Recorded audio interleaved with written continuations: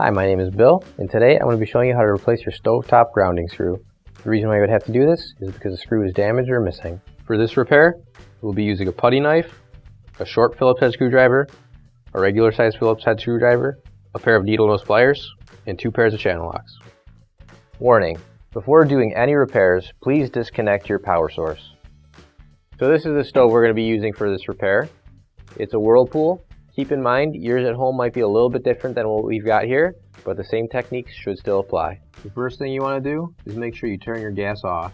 So to take our gas line off, I'm going to use 1 pair of channel locks, and I want to hold on to this part right here. And I'm going to use our other pair of channel locks in order to grab the line, and I'm going to twist both of them in opposite directions. That way we're not spinning endlessly while we're trying to loosen it. Now I've got that loose, I can undo it by hand the rest of the way.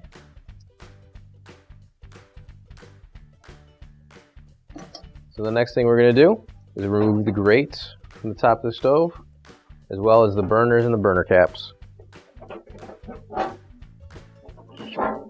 And now I have to remove all the burner screws from the stovetop.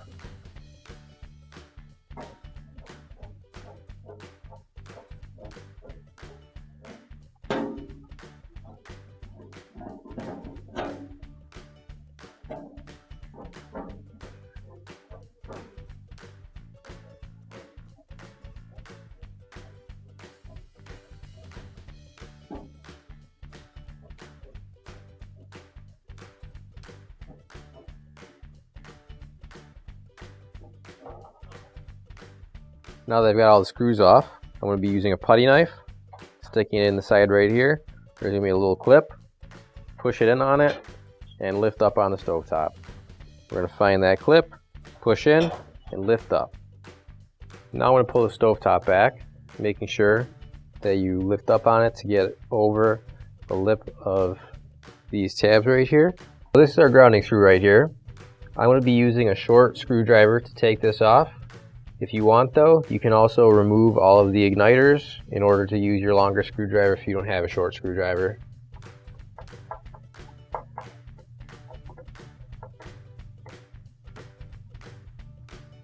There we go. Now you can grab your new OEM replacement grounding screw. If you don't have one already, you can find one on our online store.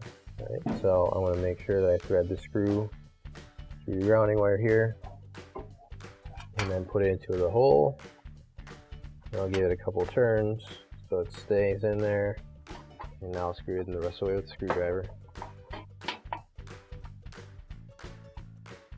Okay, now once that's tight, we can put the rest of it back together. So now we're going to set the range top back down, and I'm going to make sure that I get this lip on the back on top of these tabs right here.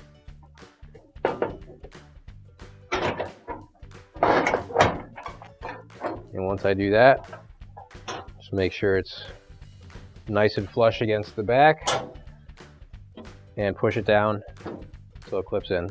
So now what I'm going to do, because these aren't completely lined up, I'm going to use a pair of needle nose pliers, and I'm going to just grab a small piece wherever I can, line up the holes, and screw it back in.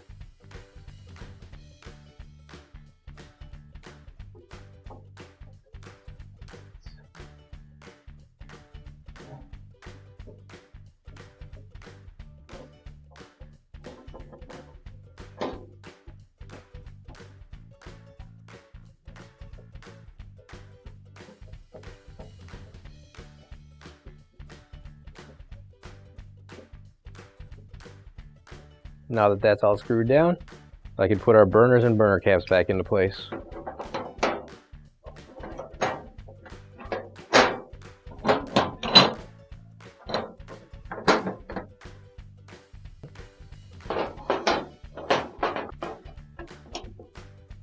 So now we're going to reconnect our stove to the gas line. There we go. Tighten it the rest of the way with our channel locks. There we go. In case your adapter is spinning inside, Might want to get another pair of channel locks just to hold that in place.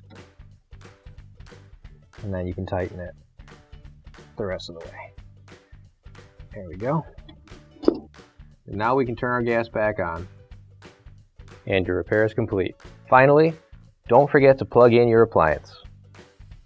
If you need to replace any parts for your appliances, you can find an OEM replacement part on our website, PCApplianceRepair.com. Thanks for watching, and please don't forget to like, comment, and share our video.